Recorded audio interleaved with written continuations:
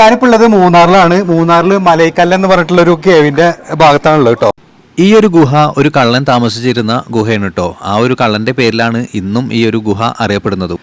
1955 മുതൽ 1960 വരെ പള്ളിവാസൽ എസ്റ്റേറ്റിലെ തൊഴിലാളിയായിരുന്ന തമിഴ്നാട്ടുകാരനായ തങ്കയൻ അയൽവാസിയുടെ വീട്ടിൽ നിന്നും സാധനങ്ങൾ മോഷ്ടിച്ച കേസിൽ പോലീസ് പിടിയിലായി.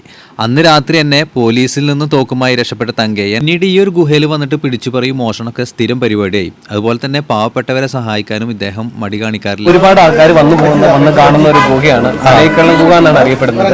ശരി. ഇത് പണ്ട് ഒരു കള്ളൻ താമസിച്ചിരുന്ന ഇതിലെ പോകുന്ന വണ്ടികളെല്ലാം കവർച്ച ചെയ്തിരുന്നതായിട്ട് ഒരു ഐതിഹ്യമുണ്ട്.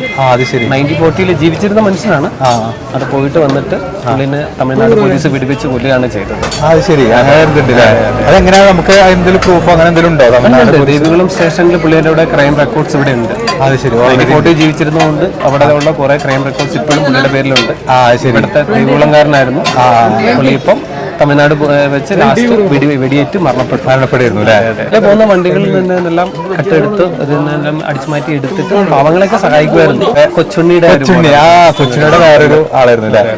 അപ്പൊ ഈ ഗുഹ അദ്ദേഹം കണ്ടുപിടിച്ച മീൻസ് ഇങ്ങനെയുള്ള ഒരു റോഡുണ്ടല്ലോ, ബ്രിട്ടീഷുകാരുടെ കാലത്തെ റോഡുണ്ട്. ആ സമയത്ത് തുടങ്ങിയിട്ട് ഉള്ള ഗുഹയാണ്. പുള്ളി സേഫ് ആയിട്ട് ഇതിന്റെ അകത്ത് ഒത്തിരി ദൂരം ഉണ്ടായിരുന്നു. ഇപ്പൊ കുറച്ചേ ഉള്ളൂ. നേരത്തെ ഒത്തിരി ദൂരം ഉണ്ടായിരുന്നു. ഇടയ്ക്ക് ഇപ്പൊ സ്റ്റക്ക് ആയിട്ടുണ്ട്. അതെ അതെ. ഇപ്പൊ കുറച്ച് ദൂരം ഉള്ളൂ. നേരത്തെ ഒത്തിരി ദൂരം ഉണ്ടായിരുന്നു. ഇത് പുള്ളി വളരെ സേഫ് ആയിട്ട് താമസിക്കാനും ഒളിച്ചിരിക്കാനും പറ്റുമായിരുന്നു. ഇപ്പൊ എങ്ങനെയാണ് ഗുഹയുടെ ഉള്ളിൽ വരുന്നത്? ഇപ്പൊ നമ്മൾ നോക്കുന്നുണ്ടെങ്കിൽ ഇതിന്റെ മുകളിലൊക്കെ അയ്യോ വവ്വാലൊക്കെ ഉണ്ട് കേട്ടോ. അപ്പൊ ഇവിടെയാണ് ആ ഒരു കള്ളന് ഒളിച്ചിരുന്ന സ്ഥലം കേട്ടോ. അങ്ങനെ പോയി കഴിഞ്ഞിട്ടുണ്ടെങ്കിൽ സൂപ്പർ സ്ഥലമാണ് കേട്ടോ. ഒരുപാട് സ്പേസ് ഉണ്ട് ഇതിൽ. ഒരു കള്ളനല്ല, 100 കള്ളന് വേണമെങ്കിൽ ഒളിച്ചിരിക്കാനുള്ള സ്പേസ് ഉണ്ട്. അതിൻ്റെ മുകളിലേക്കൊക്കെ സ്പേസ് ഉണ്ട്. അപ്പോൾ അവിടെ വന്നിട്ട് അടഞ്ഞിരിക്കുക എന്നാണ് പറഞ്ഞത് കേട്ടോ. അതിന് മുന്നേ ഒരുപാട് സ്ഥലം ബാക്കിലേക്ക് പോകാൻ പറ്റിയിരുന്നു എന്നാണ് പറയുന്നത്. ഇപ്പം ആ ഒരു സ്ഥലം അടഞ്ഞിട്ടുണ്ട്. പിന്നെ ഇവിടെ വരികയാണെന്നുണ്ടെങ്കിൽ ഇതാ റൈറ്റ് സൈഡിലേക്കും കുറച്ച് സ്ഥലമുണ്ട്. ഇവിടെ പോകുമ്പോഴും ഇതുപോലെ കുറച്ച് സ്ഥലം കാണാം. ഇവിടെ അത്യാവശ്യം സ്പേസ് ഉണ്ട് കേട്ടോ. ഇത്രയാണ് ഈ ഒരു ഗുഹയുടെ ഉൾഭാഗം വരുന്നത്. അപ്പോൾ അത് വലിയ വലിയ പാറകൾ വന്ന് കൂടിയിട്ടുണ്ടായിട്ടുള്ള ഒരു സ്ഥലമായിട്ടാണ് കാണാൻ വേണ്ടി പറ്റുന്നത്.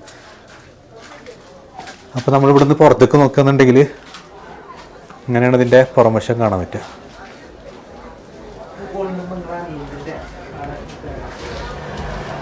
മൂന്നാറിലേക്ക് പോകുന്നവർ തീർച്ചയായിട്ടും കണ്ടിരിക്കേണ്ട ഒരു ഗുഹ തന്നെയാണ് കേട്ടോ. നമ്മളതിൻ്റെ ഉള്ളിലേക്ക് കയറുമ്പോൾ നല്ലൊരു വെളിച്ചമുള്ള ഒരു ടോർച്ച് പോലുള്ള എന്തെങ്കിലും ഉണ്ടെങ്കിൽ നന്നായിട്ട് നമുക്ക് കാണാൻ വേണ്ടി പറ്റും. മൊബൈൽ വെളിച്ചത്തിൽ അത്ര കണ്ട് നമുക്ക് കാണാൻ പറ്റില്ല. മൂന്നാറിലേക്ക് പോകുന്നവർ തീർച്ചയായിട്ടും കണ്ടിരിക്കേണ്ട ഒരു ഗുഹ തന്നെയാണ് കേട്ടത്. മൂന്നാറിൽ നിന്നും തേക്കടിലേക്ക് പോകുന്ന വഴിയാണ് ഈ ഒരു ഗുഹ ഉള്ളത്. ഇതിൻ്റെ ഓപ്പോസിറ്റ് സൈഡിൽ അടിപൊളി ഒരു വ്യൂ ഒക്കെ ഉണ്ട് കേട്ടോ. അപ്പോൾ ഇന്നത്തെ ഈ ഒരു വീഡിയോ എല്ലാവർക്കും ഇഷ്ടപ്പെട്ടെന്ന് വിചാരിക്കുന്നു. Thank you for watching.